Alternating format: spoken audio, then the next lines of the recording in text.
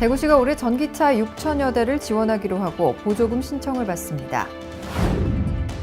대구시와 경북도가 지역 기업체와 함께 최근 사회적 문제가 되고 있는 미세먼지 공동 대응에 나서기로 했습니다.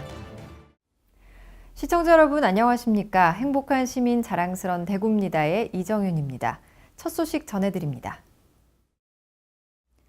대구시가 올해 전기차 6천여 대를 지원하기로 하고 보조금을 신청받습니다.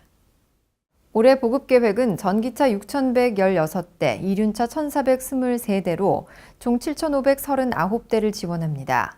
승용차는 국시비를 포함해 배터리 용량과 주행 거리 등에 따라 차종별 차등 지원하고 최대 1,500만 원에서 최저 1,356만 원까지, 초소형 전기차는 차종 관계없이 620만 원 정액 지원합니다.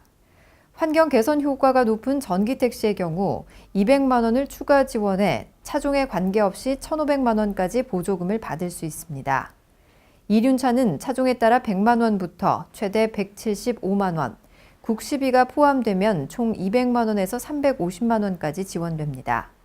또 감면 혜택으로 취득세 140만 원, 개별 소비세 300만 원, 교육세 90만 원, 고속도로 통행료 50%, 공영주차장 60% 등 다양한 세제 혜택이 제공됩니다.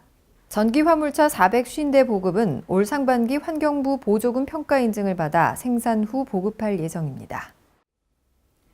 대구시와 경북도가 지역 기업체와 함께 최근 사회적 문제가 되고 있는 미세먼지 공동 대응에 나서기로 했습니다.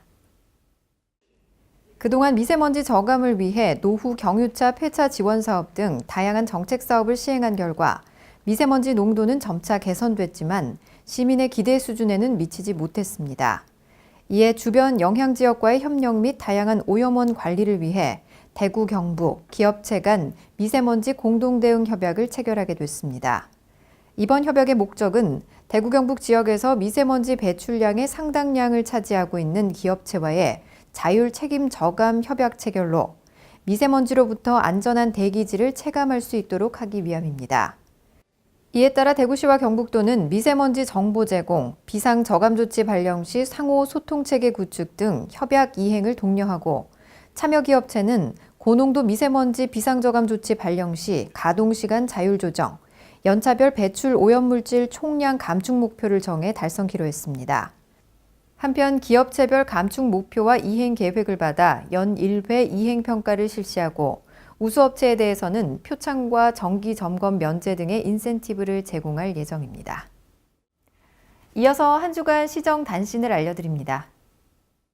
대구시가 제4기 대구시 주민참여예산위원회 총회를 열고 시 주민참여예산위원 100명에게 위촉장을 전달했습니다. 주민참여예산위원들은 올 한 해 주민이 제안한 주민참여 예산 사업의 심사, 시 전체 예산과 주요 투자 사업에 대한 의견을 제시하는 등의 활동을 통해 예산 편성 과정부터 집행까지 직접 참여합니다. 특히 주민참여 예산 시행 5년 차인 올해는 주민 제안 사업 공모 규모를 150억 원까지 확대하고, 읍면동 지역회의도 139개 전체 행정복지센터로 확대 운영할 계획입니다. 또 주민참여 예산제 운영을 지원할 민관협의기구인 주민참여 예산지원협의회를 설치하는 등 예산 편성 과정에 더 많은 시민이 참여할 수 있도록 할 방침입니다. 제2회 역사길 걷기 여행이 23일 국채보상운동 발자취를 따라 진행됐습니다. 이날 500여 명이 참여한 가운데 참석 내빈과 시민 대표가 함께 아크릴 보드에 1907 숫자를 꼽는 오프닝 세레모니가 펼쳐졌습니다. 이후 행사는 진골목과 서상돈 고택, 3.1 운동길, 경상 가명, 유네스코 등재 기념비 등을 따라 걷는 걷기 여행으로 이어졌고, 완주 메달 증정과 축하 공연 등이 진행됐습니다.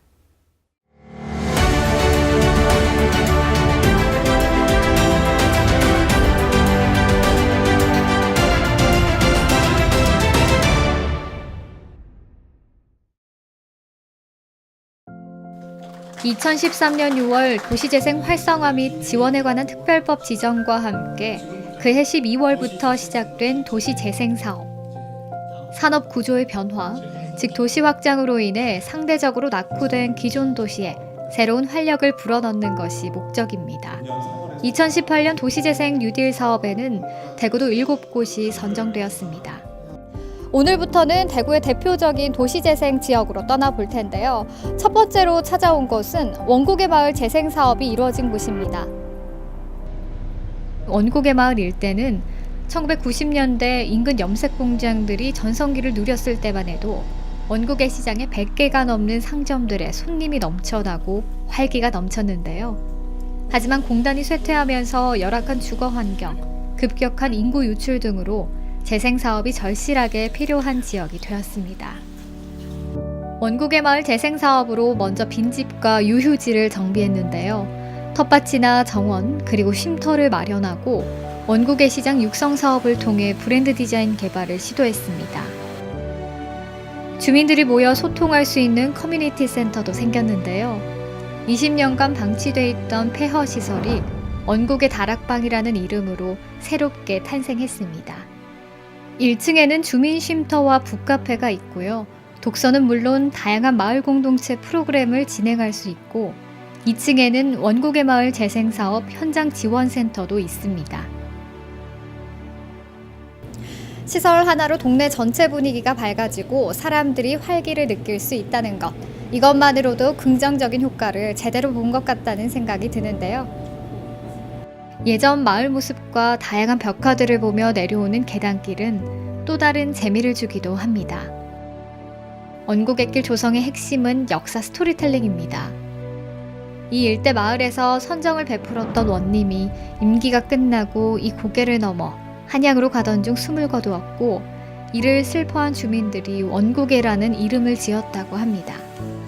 길에 원님이 머물다 갔던 고개라는 의미를 부여해 사람들의 감성을 자극하는 문화 콘텐츠의 힘을 보여주고 있습니다. 구도심의 매력을 찾아내 생명을 불어넣는 도시 재생 사업. 오늘은 대구 서구의 원곡의 마을을 들여다봤는데요. 이번 재생 사업이 삼터가 지속되는 마을이 될 수 있게 하는 디딤돌 역할을 하길 바랍니다. 이어서 대구 게시판입니다.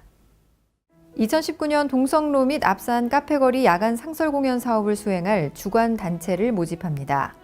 올해는 기존 동성로와 수성못 외에 한국관광공사 주관, 2018년 한국관광의 별에 선정된 앞산 카페거리도 대상지에 포함됐습니다.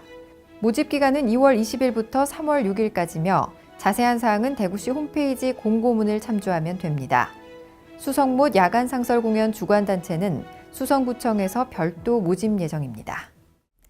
2월의 마지막 주입니다. 가볍게 마무리하시고 새로운 3월을 맞이해 보시기 바랍니다. 뉴스를 마칩니다. 시청해주신 여러분 고맙습니다.